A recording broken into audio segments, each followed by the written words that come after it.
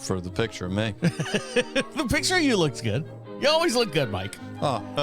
I say that every time, but you always look good. Oh, sure. I believe you. Just stick with this right here and see what happens. Let it fly.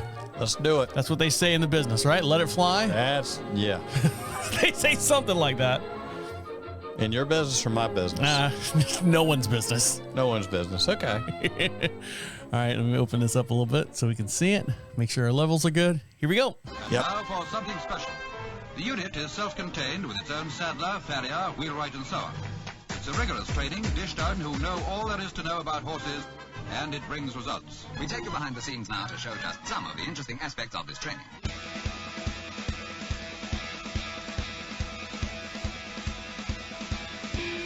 Welcome back to Equine Dynamics with Mike Stine, the best podcast to create sounder horses from the ground up. Mike Stine is a registered journeyman farrier with an APF 1 accreditation. On this week's episode, we're going to try talking terminology again. Also, this week's case study, the Pegasus discussion. And also, for someone who wants to learn hoof care or being a farrier, who is your biggest teacher or influence? All this and much, much more will be discussed here on Equine Dynamics with Mike Stine. And over to my far right side is Mike Stine. How are you? I'm doing good. Travis, how are you? I'm doing all right. Now, don't lie. You're not doing good at all. We were it's terrible. We were talking before the show that you were having some issues, some driving issues, some parking issues, some moving around vehicles and stuff. And then right before we get on the air, I said, well, is there anything else going on? You said, yes, I played tow truck for a while. So tell us what happened. You were a tow truck driver? What are you picking up side jobs? You're getting out of the farrier business? What are you doing? A little bit of a situation at a farm. In fact, it was last Monday. Uh-huh. Left here, went to a farm to work. I was working on the horses that I work on, and during that, there were a couple horses that came back to the barn, saddled up, and they went cruising into the barn. They were going to go quit.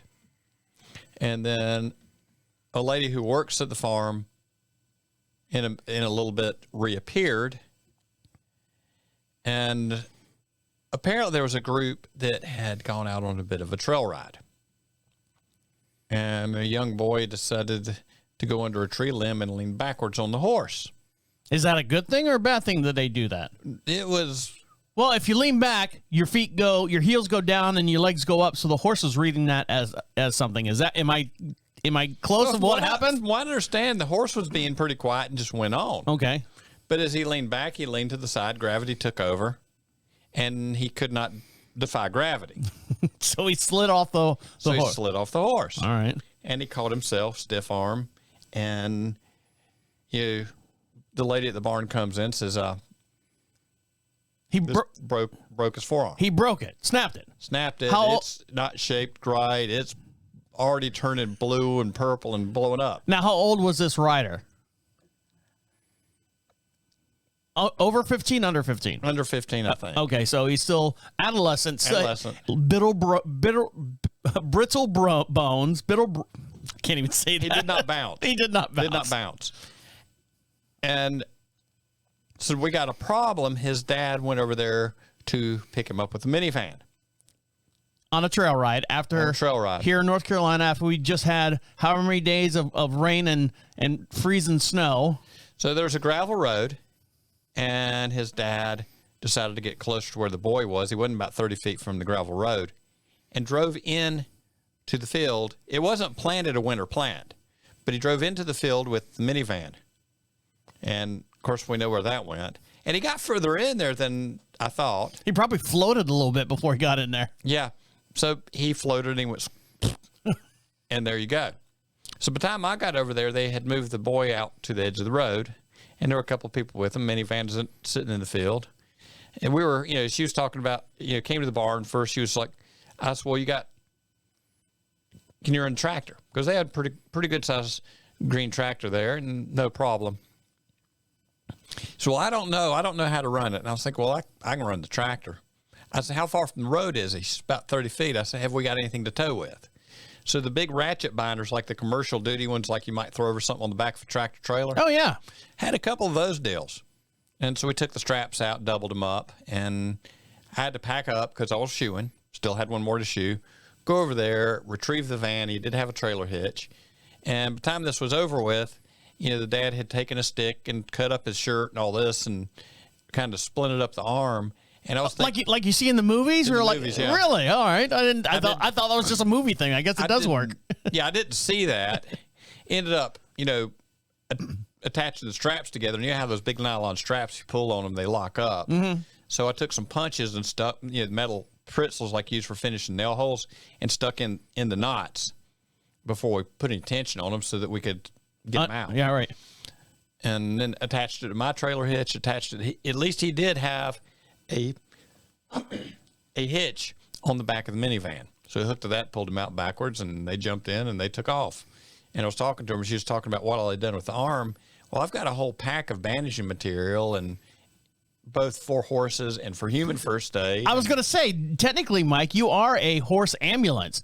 Like if you're out there shoeing a horse, and if a horse's leg breaks, do you have the stuff in your trunk to fix a horse's leg if it breaks on site?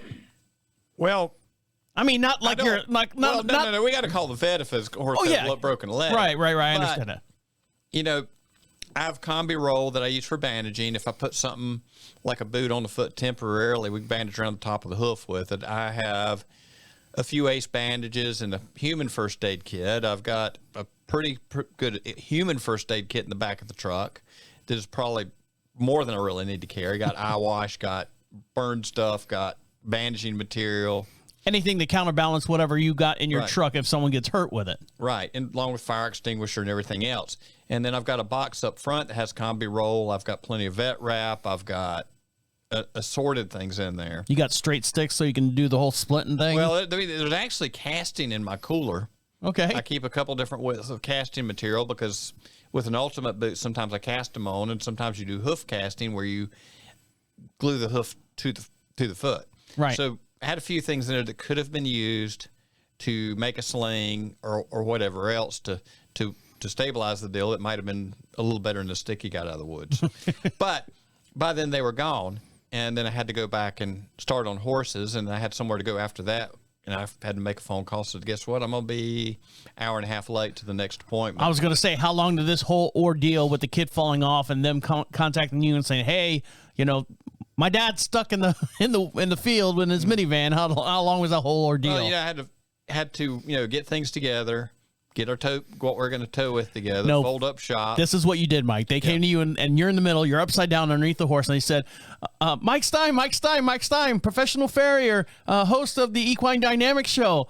My dad's van is caught in the field. Mike goes, this is exactly what I see. Mike goes, he stands up and goes, what? Basically, who's stuck where? Mike's total equine focus on this horse, and someone comes up and says, Timmy's trapped in a well, and Mike's probably like, exactly what? Basically, I had to start figuring out what was going on and figure out how we were going to deal with the situation. But it's one of those things. Sometimes you're at a barn and something happens, and you got to help deal with the situation. Oh yeah. Because, if you had been there with yourself, you would have done something to help out the deal. Well, the thing that scares me the most is sometimes my wife rides Dominique here on the property because we do have an arena here. Right. And she does go out there and lunge and ride. She has, full gear on and stuff like that. And one day she came in here, and I said this a couple weeks back, she comes up to the studio, which she never does. And she's like, how are you? How are things going here in the studio? I'm sitting here editing the podcast and everything. I'm like, good. And I look at her, and she's got a little dirt on her. And I'm like, what's wrong with you? And I could see her eyes starting to tear up. That's when the horse threw her. And she's out there in that field all by herself. That's the only thing I don't like about her, not having a trainer out there or someone else out there. Now, we do have cameras and stuff, but I don't have time. I don't have enough monitors in this studio to have every camera that we have on the property to sit here and watch it all day long. You can at least get something to post on YouTube. Right. Wee, back and forth, wee, back and forth, wee, back and forth. But, a split second, something could happen. And luckily, she knows that this horse has thrown her before years ago when it was younger. So she knew how to roll and what to expect. But if you're not expecting it, that could have turned tragedy. Same thing with the boy that fell off the horse. If he wasn't, granted, he only broke his arm and stuff. You have to learn how to fall. I don't know what his skill level as far as riding a horse. If you're just trail riding, chances are the only lessons you have is riding a bicycle and falling off that. Well, I mean, it's like going under something. You're more stable probably if you were to lean forward. Yeah, to go under it. tuck up underneath your chest and Right. and go up underneath it. He just kind of like a jet ski, just kind of leaned back and that was it. Fell right off. Right, gravity took over, and there you are. But some days things can happen real fast, and sometimes you just have to deal with a situation that is unplanned. We always have situations that come up, and it's kind of nice to have a few things in your rig to be prepared in case something does happen. Now, what's the latest on the update on the boy? I do not know. I've not heard anything since I left the farm. I probably will get an update when I circle back around in my schedule and make it back to that farm. Well, what do they say? No news is good news, I guess. Well, outside of getting them out of the field. I mean, he's not, they say, we lost him, No, I don't think that would be the situation, but I've not heard anything on that. I'm sure that when I'm back to that farm and I talk to people, I will find out. I have not. I would demand some kind of card, like a thank you card. They should give you a thank you card. When you open it up, it plays some kind of song, and it's got like a little heart that kind of, when you open the card up, the heart kind of raises off to the side and says, right. Thank you, Mike Stine, for helping us, getting, whatever, knight in shining armor, I don't know about that. It's just things happen, you deal with it, you move on, and then expect it happens, and sometimes it happens real fast. Well, good job, Mike. We're all proud of you. All right, guys, stick around. We got a lot to talk about, and talking terminology is going to be one of them. You're listening to Equine Dynamics with Mike Stine. He'll be right back.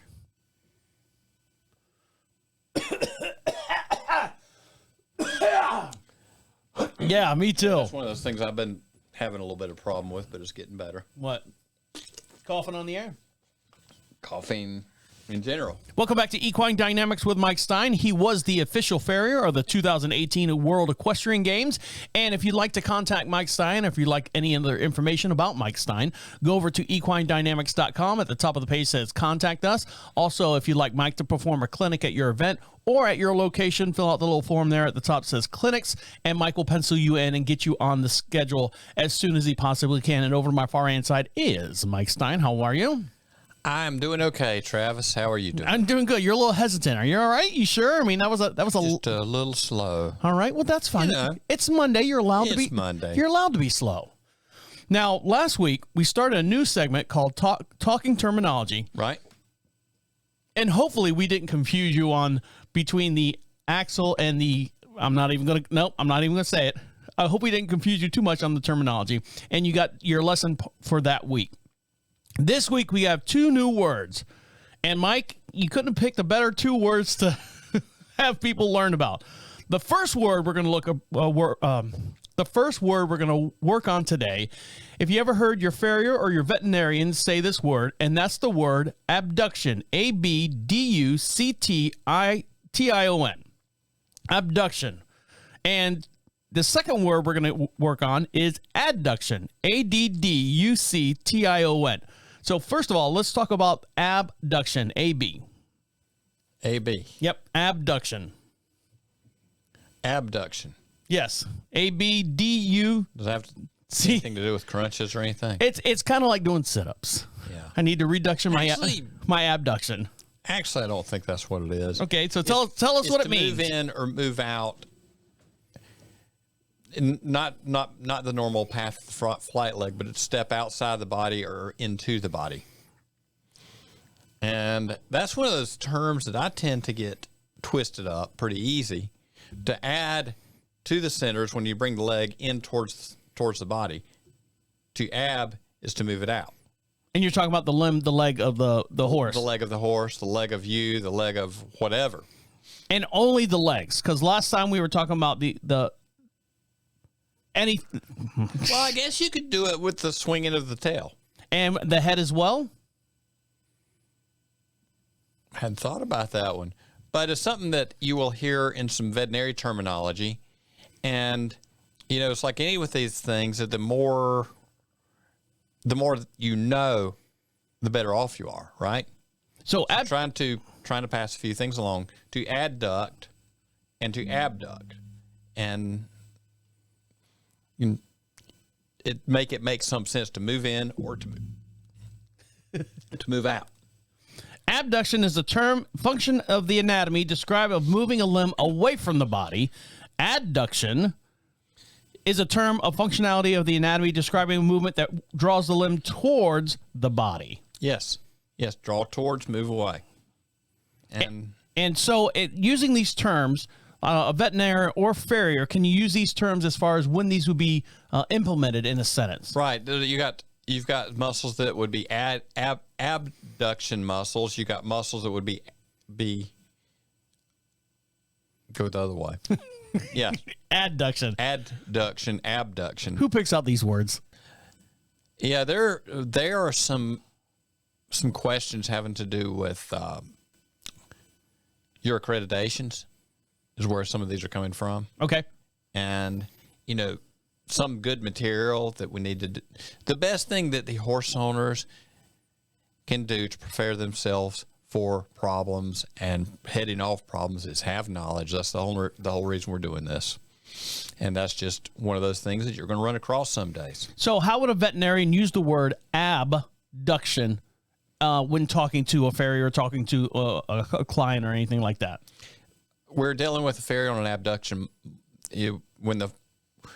Getting a response when the horse abducts or adducts, and it's particular muscle group, tendon ligament group that pulls in that direction where we're getting a muscle response, sore, whatever. Now, would a paddle foot be an abduction?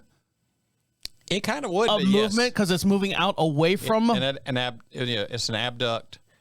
Yeah, it would be. It would abduct away from the body. From the body, yeah. Now, would a paddle foot come inside? Well, you do have some feet that will swing inside, some will swing outside. If you got a horse that is paddling on the front, swinging out, if a lot of times on that diagonal hind leg, it will swing in. On the diagonal hind leg, will swing in. So it's an abduct and an adduct on the other end, because horses will kind of trot out like a tricycle. If they're wide in the front, they're narrow in the back. If they're wide in the back, they're narrow in the front. All right, there you go. So our term of the day, talking terminology, abduction is the use of a function describing the movement of a limb away from the body, and adduction, with a D on it, is a term used for functionality of an anatomy describing movement that draws a limb towards the body. All right, guys, stick around. We got a lot more to get into. You're listening to Equine Dynamics with Mike Stine. He'll be right back. Well, we're kind of... I know you're getting them out of the book, but I mean, Jesus Christ, can you pick simpler words? Well, no, I mean, it's something we need to put in front of people, and so it will be simple words. I know. I'm just giving you a hard time. It's like all right, the word that we're going to talk about today is dis or dies. It's like, trying to teach someone the difference between your and your. Or there, and there, like the three different spellings. Yes. I spell them all the same way. That way it's not a problem. Right. And it's all wrong every time you use it. Welcome back to Equine Dynamics with Mike Stine. Make sure you follow him on his Facebook page. Mike posts a bunch of different articles up there. He also will post the definition of the word abduction and adduction up on his Facebook page as well, and show you some examples of that. So make sure you follow and like and subscribe over on Facebook. Search Equine Dynamics Mike Stine. And don't forget, for every podcast we do, we have a matching video. You can see me waving to Mike, Mike waving to me. And this is a great time. This is the reason why we have the podcast video, because we talk about case studies. And when we talk about case studies, these are studies that Mike has actually done on certain horses that he has taken pictures, evaluated from beginning almost to end to fix any problems that these horses might have in their hoof care or just hoof balancing or the overall biomechanics of a horse. And we have pictures and videos that we show you along tandem with the podcast. So go over to YouTube as well. Make sure you like and subscribe. And Mike, I see a lot of traction on these videos now that we're starting to do a little bit more pictures and stuff like that. People are gravitating toward those pictures. So now's a great time to go over there, because we're going to talk about the Pegasus discussion. This is a case study about a Mustang from the high desert country in Nevada, and the name of the horse was Pegasus. So let me switch screens here and go to camera 6 so we can all see it and we can all be friends here. So this is an x-ray of Pegasus. So tell us about Pegasus here. Right. This is a post-mortem. The horse, he had passed away. Okay. He was an old guy. He was brought in from 13 to 15 years old. And you know, you look at this guy, when you see the pictures, it's like, wow, I don't know how he even lived. But you look at this, the joint spacing is terrible. Well, look, you want to see a picture of what Pegasus looked like when you got her? Is that, or him? Yep. This is Pegasus right here. This is Pegasus. This is how it started. That's how he walked. He looks like he's... He kind of leans to one side. He looks like a cartoon character. His feet kind of shovel out like a, what'd you call him, elf toeing? Elf toeing, but it's out to the side more than to the front. He walks on the inside wall. They figured that the damage had occurred when he was probably a few weeks of age. He got busted up, maybe got pushed off a ledge, something. They figured for him to be up and survive, he'd had to have been off the ground in a couple of days. And young babies, a few weeks old, stuff heals amazingly quick. But nothing is lined up in those front legs where it's supposed to be. Even all the way to the top of the shoulder, he had adapted to that situation. Now, I see his hoofs are really, really long, like they haven't been trimmed in a while. Could just, if he was this way and had his feet taken care of, like his hoofs trimmed properly, because those look way overgrown, could he at least walk a little bit better? I'm sure those hoofs don't help. No, they don't. But the situation at this point is bad. He came out of the wild at 13 to 15 years old. So he was doing okay. He was still living. He was part of the pack. Here's the crazy thing with him. Was he part of the pack? He was herd staying in his valley, from what all the BLM people had said. Mm-hmm. The reason he was named Pegasus, when he galloped, we got into the adduct and abduct thing. Those front legs flailed out. And they claim, the helicopter crew named him, they claimed that he was moving 30, 35 miles an hour across the desert when they were herding their herd in, so he actually pulled away from the herd. And you look at this guy and you're like, holy, yeah, how can he even survive? Him standing there makes me hurt. We would have put him down as a domestic horse. Yes. When he came in to the BLM, he was put in a holding pen, and they're kind of like, we need to get rid of him. Someone called Doc Redden in Versailles, Kentucky. He was doing a bunch of Mustang research. So Doc since went down and looked at him, said, can you hold him for me to get a truck down here to get him and get him back to Kentucky? So they took him to Kentucky. And one of the stories, he said, first time they ever x-rayed him, they sedated him, took him into one of the barns buildings down there where they had the Mustangs. He said, you see that new 2x4 or 2x6 up there, the cross beam? I said, yeah. He said, you see the height of it? I said, yeah, 10 feet plus a little bit. Yeah. He said, the reason that was new is that he turned that one into splinters. Oh, wow. Now, for everything he was missing on the front end, he had a lot of power in the back end, all back end. So that's where he got his motor from, that his was speed. His motor, big, strong motor. And said he went down to those front feet with them splayed out, rolled his body up like somebody doing a handstand. The metal on the roof was creaking from the heating up in the sun. And he fired, and he hit that thing, and said it didn't just crack, it exploded the center out of it, just turned it to shrapnel. Now, he doesn't look like a very big horse. I mean, he might look 12, 13, maybe 14 hands here. I mean, he doesn't look... Maybe 14 hands. Yeah, he looks barely 1,100 pounds. He's not 1,100 pounds at all. But, any situation, he was out there, Doc did his stuff with him. He had a big horse out of Montana that crashed through 3 fences, and they got into it, that horse out of Montana. And at this point, this guy's in his 20s. The horse out of Montana about killed him. And he was also a Mustang. They said Pegasus was on the ground for about 3 days. They were running IVs and all this kind of stuff on him. Got him back up on his feet for the next couple of weeks. They didn't know he was going to live through it. And this guy, by God, he had battle scars on him. But, he came to live with me. Every situation he went into with other horses, he ended up one way or another, by outsmarting or whatever, ended up being like he was the head of the herd. So let's go back to the x-ray from the beginning. Okay. So this is the x-ray. So this is after the horse had passed. The reason he went down was not the front feet. It was crazy. He looked like a stumbling drunk. I mean, it was in a real bizarre looking walk. When he trotted, he rounded up and he lifted.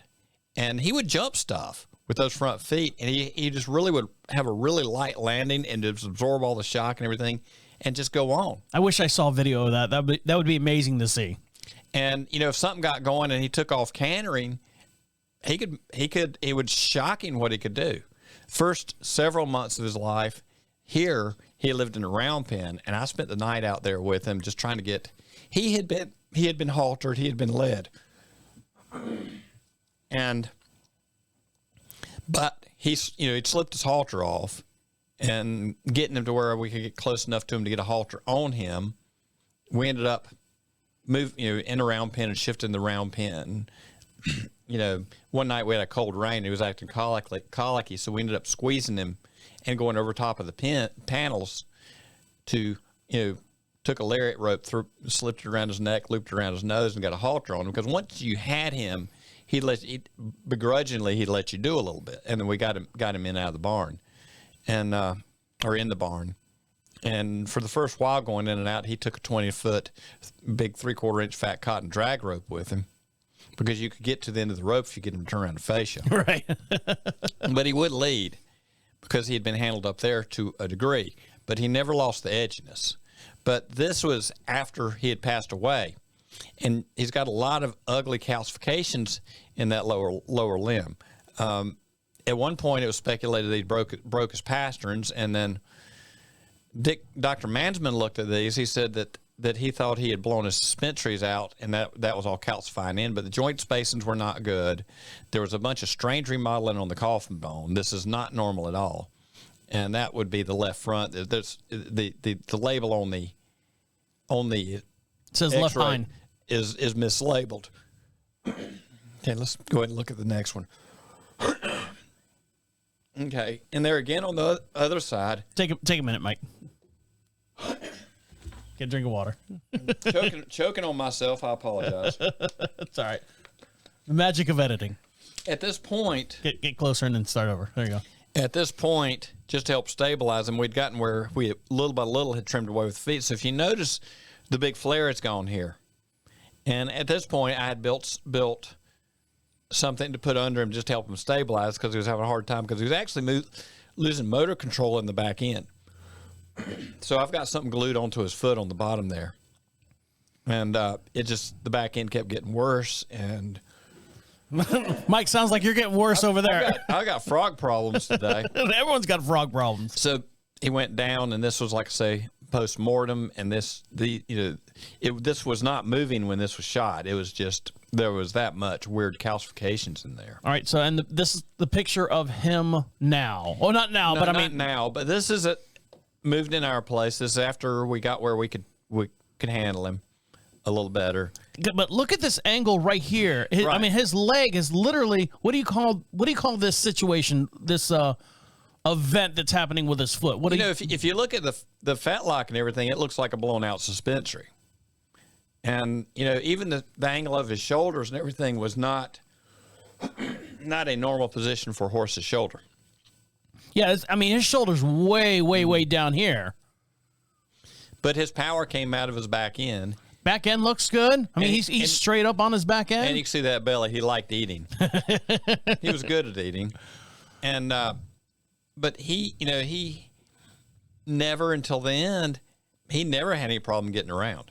I could see, if this horse right here, in my mind, I could picture him running and having these feet that come out like all crazy to the left, to the right, to the left, to the right, out of right abduction style. Yeah, I've got some kind of crazy stories just watching him when he was in different groups of horses. For the most part, he would do a lot of gesturing, play games, maneuvering, and he would end up in the lead of the herd without ever any conflict. But I also got him where it came to conflict, somebody was going to fight with him, and he would take a hit, and if they got in the wrong position, good Lord, he could fire with that back end. So, and what eventually happened to him? You said that he did pass away. He did pass away. But not because of this situation. Not because of those front legs. He was actually having motor control problems in the back end. Okay. And from the looks of him, we were checking him out. He had some spinal damage and everything else. This guy lived hard, and he was 30-ish. Which is a good age. I mean, for someone a horse in this condition, you even said. We know as a Mustang, 15 years old is, a lot of them don't live past that. Oh, really? No, not in the wild. But you were saying that even if this was a domesticated horse, horse put him down. Yeah, he would have been gone a long time ago. But he didn't know anything was wrong with him. He just did what he did. Kind of like me and you. Right. We don't know if there's anything wrong. We pretend, yeah. He lived in denial, that great big river. All right, guys, stick around. We got a couple more segments to get into. You're listening to Equine Dynamics with Mike Stine. He'll be right back. Beep, boop, boop. You want to stand up and... Yes. Can you give me a funnel break? Yeah, go ahead. You probably had to cough. I'll edit all this out in post, so don't worry. Okay. None of this ever happened. Okay. Welcome back to Equine Dynamics with Mike Stine. He was the 2017 American Eventing Championship Farrier. And make sure if you would like something for free, we would love to give you something for free. And the way you do that is go over to equinedynamics.com, fill out the little form at the top of the page that says contact us. We have some magnets, some stickers. Mike's got a couple keychains left over there just to say thank you for listening to us and sharing us as well. And if you'd like to ask Mike Stine a question, we'll read it here on the air and answer it on the air as well. Just fill out that little form. Make sure you put podcast on the subject line, and we'll get to it right away. And over to my far inside is Mike Stine. How are you? I'm doing okay, Travis. Doing better now. Are you doing better now? You sound. I am. Did you get it all out of your system? I hope so. I've been fighting a little congestion from back way before Christmas. You're right. Make sure you get right up on that microphone. I'm right up on the microphone. Move the microphone a little bit. Move the microphone over a little bit. There you go. How's that sound? That's perfect, Mike. Perfect. Now, speaking of being perfect, for those of you out there, there is a program out there from the IAPF that helps farriers get started. Where do you start if you want to be a farrier, or if you have interest in being a hoof care specialist? Is that a thing, hoof care specialist, or just interested in hoof care in general? Hoof care in general. There are apprentice programs. IPF does have an apprentice program. They do help place you with a mentor. Okay. And there are schools. There are plenty of people who have apprenticed with farriers. Right now, I do have an apprentice. I was just going to say, how did this pop up? Because I know that you've got someone riding with you, which is interesting. You know, you kind of feel, I don't want to say like a father figure, but you're like going, hey, look, there's someone else that's interested in what I'm doing outside of me, Mike. You know, because I'm more, as far as being a figure, I'm more like the Pizza Hut Noid. Okay, yeah. So you have this, is it a young boy, young girl that's riding around with you? 30-ish boy, guy, a nurse. He wants to change careers. I ask him what's wrong with him. Have you lost your mind? Well, he's probably seen being a nurse. Is he like a nurse in general? It's high stress. Yeah, it's a lot of high stress. And so he wants to get into the horse field now, I guess, right? Right. Now, has he had any experience with horses or anything before? Was he raised around horses? He grew up with them. He grew up with horses, and he always enjoyed them, was around farriers, and, you know, he's taking it serious. He is doing homework. He has purchased books. He is going to the International Hoof Care Summit. And now, are you sponsoring him as far as coming into the field of being a farrier? Is that a thing? Like, you know, to be a mason, you can't just walk in and say, I want to be a mason. You've got to have someone that's already in the crew of masons to bring someone in and says, yes, this is a good guy. He's a good fella. You know, let's bring him in. Well, he has proven himself to be a good fella. I don't know that you have to do that, but he has proven himself to be, he's determined. He wants it, and he keeps coming back. He's collecting his tools and equipment. I've had him doing some trimming. Worked with him on shoe shaping a little bit. You know, every horse we look at, we've got something to discuss, which is making me rethink things like, how did we land here? And, you know, if we got an odd turn in a leg, where does it start? And you get into the discussion about weight shift, adduct, abduct, and bone joint alignment. Which way does the joint open? Does the knee, is the foot aimed in the same direction as the knee itself? Where's the shoulder aimed? How is he transferring weight? Is he unevenly muscled? Does he lean one way? Is he bent? And, you know, that's when you get these odd wear patterns and the stuff that we're doing with the trim, with shoe modifications, with whatever to help have a cleaner movement pattern with less use of energy for the horse. And I can imagine just on your side of the fence, here you have this young lad coming in, and you see it all day long. You know, you can look at a horse, like you said, 30 seconds. I can watch that horse walk down the aisleway of the barn. I can tell that bing, bing, bing, I'm looking for this, I'm looking for that. And now you've got this new trainee, apprentice along with you, and now you're like, okay, I have to translate, because this is fresh eyes. You've got fresh eyes, and he's seeing it now through your eyes for the first time, and I'm sure it's probably opening up your eyes a little bit going... It is, because, you know, I look at it, well, why are we doing this on this horse? Well, the quick answer is, well, it looks that way, or he moves that way. Why does he move that way? Because this is the way the leg bends, because of the joint, because of this, because of the weight transfer, because he's rotating in on the diagonal hind, because... He's asking the questions that should be asked, not the questions from like the trainers and the owners going, well, how come I have to pay this, or why do I have to do this with my horse, and why can't you do this to my horse? It's more of he's looking at it as a technical question rather than the other one's looking at a posterity. Right. So it's kind of going back to the days with Gonzalez and Caldwell and Jack Miller and anybody else I worked with along the way and mentored by and everything else, Doc Red and Dr. Mansman, go down the list. Because there have been a lot of people in my career that have helped me learn.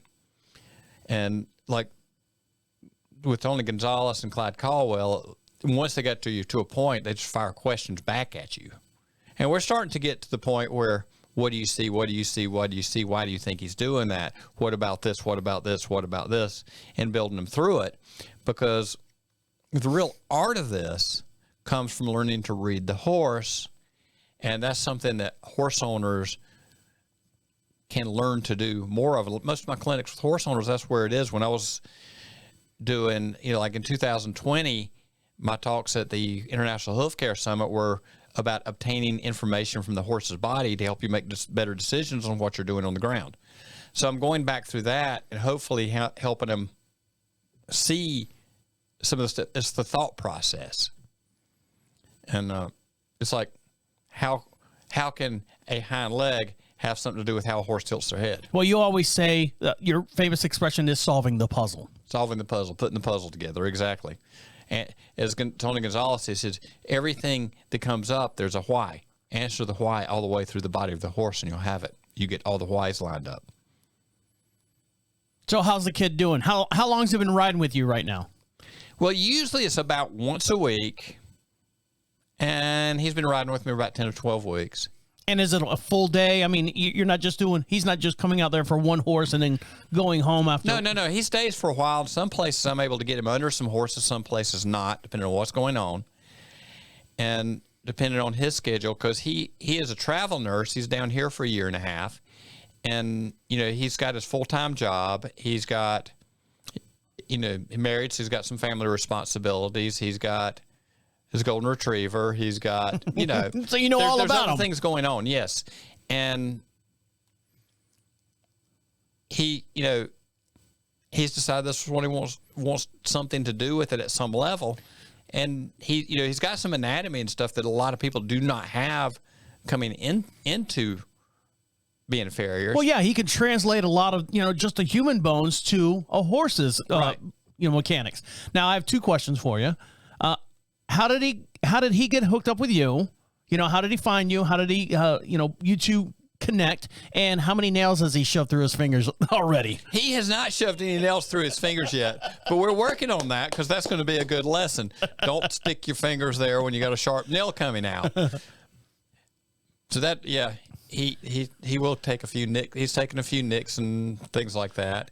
But he's really quiet with the horses, so they tend to like him pretty good. So how did he get hooked up with you? How did that start? How did that relationship start? I'm going to go with dumb luck. Okay. Or bad luck. But he said he had looked up farriers, looked up the information on farriers, and he called a couple people, and I actually called him back or messaged him back. So most people never even sent him a message, but he had researched several people, and he had talked to some people about me. So he did his own research. He did his own research. He checked me out pretty good. That's scared that all that information's out there about you, Mike. Oh, no. FBI's looking for you. So he's doing well.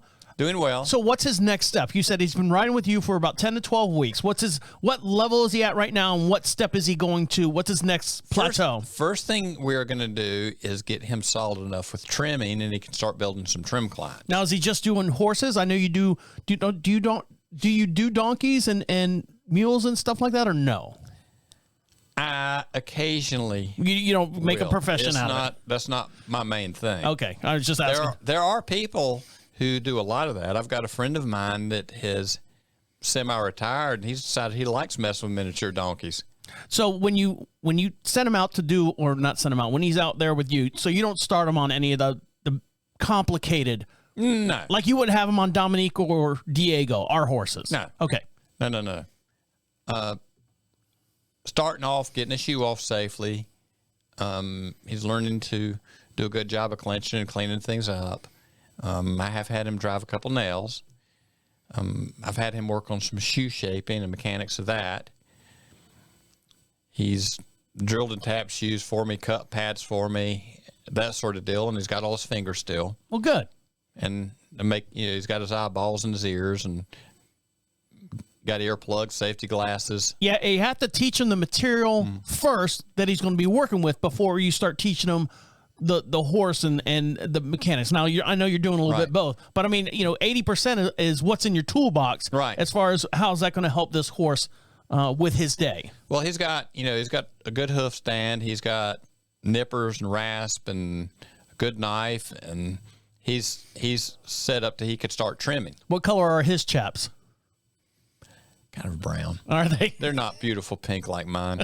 Of course, mine are kind of the color of not pink anymore. No, they're clay and horse drool color. Black stuff and adhesive and. So he's doing well. Yeah. So his ambition is to be a farrier just like you, right? Or at least comparable to you. I mean, heading in a direction. I mean, he's got big shoes to fill if he's trying to do a Mike Stine deal. Mike, just take it as a compliment. Okay. But I mean, is he next in line? Is he going to join the IAPF? He is heading that direction. Okay. He's looked at some of their programs, and that's like I told him. I said there's a lot of information out there that it'll give you access to, and one thing with IAPF is educating yourself throughout your career. Because I promise you, as long as I've done this, there's a lot I have not seen. There's a lot that I need to learn.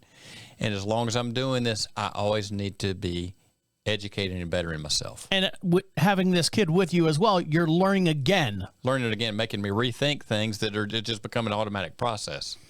So you said he's a traveling nurse. Traveling nurse. So he's scheduled here or contracted here for a year and a half, wherever position he's got here in the North Carolina area.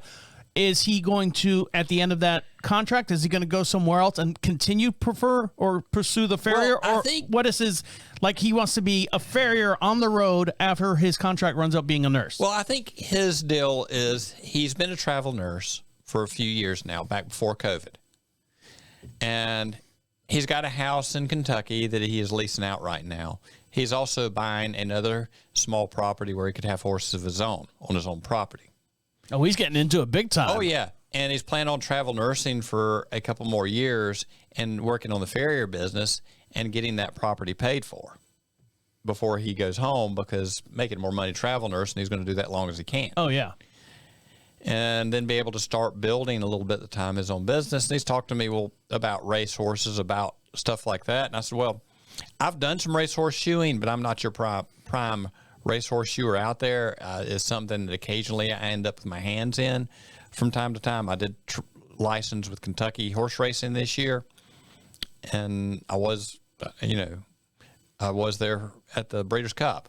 But it's like I know people that live in horse racing that are very good racehorse farriers. If you want to get into horses, I can connect you with them, because they work in Kentucky at the tracks there, and he's going to be about halfway between Louisville, and he's going to be halfway between Keeneland and Churchill. So I guess that was my next question: is what was his field of interest? Is it dressage horses? Is it He actually has an interest in working on drafts. Oh, really? He's not a big guy, but he wants to work on those big horses. We talked about stocks and all that sort of deal. I don't do much draft work. Well, he's a young guy. You said he's what, mid-30s, early 30s? He's 30. Yeah, he's 30. And if he's got a couple more years of doing the nurse thing, so 35, he'd be out of the business, right into a prime Right, shape, prime time for. He's into rock climbing. 30 years old. Not a real, like I say, he's smaller than I am, but doing the rock climbing stuff, he keeps himself in pretty good physical shape. Sure. And big drafts, you're not going to outmuscle them anyway. Forget that. If you think you're going to do that, you're insane. I don't care how big you are. You're not going to outmuscle those big guys. Well, I wish this kid good luck, and you're in good hands if he's listening to the podcast right now. I know that he knows us, working alongside of Mike Stine as well. All right, guys, stick around. We have one more little segment to get into. You're listening to Equine Dynamics with Mike Stine. He'll be right back. You got your cough and pneumonia out of there? I think so. I think it's gone now. Got the rockin' pneumonia and the boogie woogie too. I hate when that happens. You ready? Yes, sir. Come back and what do we learn? Ready? Yes.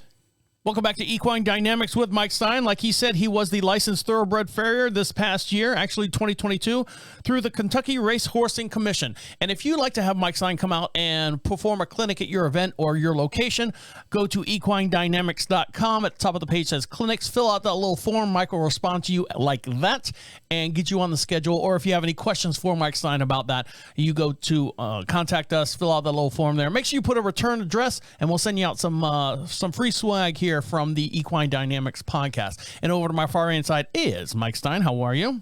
I'm doing good, Travis. How are you? Doing good. All right, so what did we learn today? Talking terminology. The word abduction, which is a term used for movement of a limb away from the body, and adduction, which is a term used for a limb moving toward the body. And when would these terms be used? When you're watching a horse trot out, when you're dealing with muscle injuries, when you're dealing with movement direction, such as working your diagonals in what phase the leg is in, abduct or adduct. And this week's case study, the Pegasus discussion. Right, Pegasus, that was one of those deals, a learning process. I learned a lot about horses that wasn't even what I ever expected with him. He was a Mustang from the high desert country in Nevada. Yes, he was, and it really tuned me up on horsemanship skills quite a bit. And just to watch him and how he handled himself with what he was dealt, and the fact that he's got to be one of the toughest horses on the face of the earth. He never quit. And he had is that what they call elf feet, where the hooves literally that was a different direction of an elf foot, yes. And it literally curls up like an elf shoe would. Right. So, and unfortunately he passed away, but this was years ago. This was some time back. He was on up in years, but he passed away at a good healthy age in the 30s. He was 30ish, yes. And it wasn't because of the front legs. It was not that. Front legs were solid all the way through it. And for someone wanting to learn hoof care or becoming a farrier, who is your biggest teacher, or who will be their biggest teacher? Biggest teacher will be the horse. And learning from the horse and learning how to put together what the horse is trying to tell you, because they are screaming stuff at us in different ways all the time, every movement. Yeah. It's like Clyde said, does he have a hair swirl?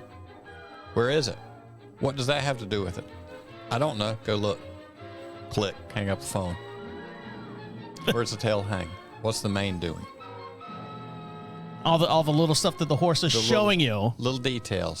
Something is going on. Some direction. What's the muscle shape like? What's the range of movement of the shoulder?